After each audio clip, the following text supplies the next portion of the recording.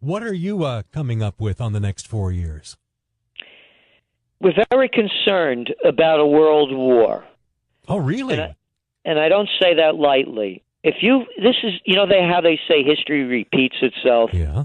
History's repeating itself. The crash of 1929, the Great Depression, currency wars, trade wars, World War. The Panic of '08, the Great Depression. There's a depression going on. In this country, depending on whose numbers you're looking at, there's a site to go to. And the motto of the Trends Journal, taught to me by my dear father, may his soul rest in peace. He always told me anytime I'd be repeating something that everybody else was saying, he'd say to me in Italian, "Pappagallo, parrot, stop repeating what everyone else is saying and think for yourself." So what I'm saying is this is the way I see it, and I always encourage people, think for yourself. And what we're looking at, again, there's a website called John Williams Shadow Stats. You look at his numbers, he's looking at unemployment in the United States ranging from anywhere between 16 and 22%. But go beyond the United States. There's a depression in Spain, a depression in Greece, a depression in Portugal, depression in Ireland, depression throughout a lot of Eastern Europe. So the Great Depression, and then it was followed by currency wars. There's a currency war going on.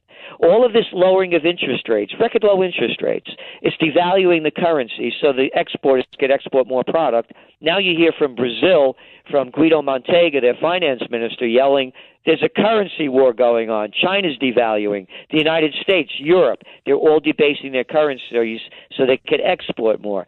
Trade wars. Listen to the presidential reality show. Romney and Obama now are talking trade wars with China, and Obama's bragging about how tough they're getting on them. After that, it's world war. Is there a world war? It's going on now. Go around the world. There's a war in Yemen, a war in Bahrain. There's a war heating up in Kuwait as we speak. Tens of thousands of people are taking to the streets.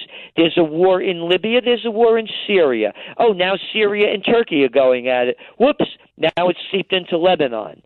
Go back over to Europe. Millions of people taking to the streets. They've lost everything. People have no jobs. A lot of them have no food or shelter. So we are, as we see it, on the brink of the first great war of the 21st century, and the most important debate of all the three debates that I watched, which again, none of them amounted to anything. To me, it was an empty suit versus stuffed shirt. When you listen to their foreign policy, it's more of the same and worse. They are going to drag us, as we see it, the next 4 years is world war.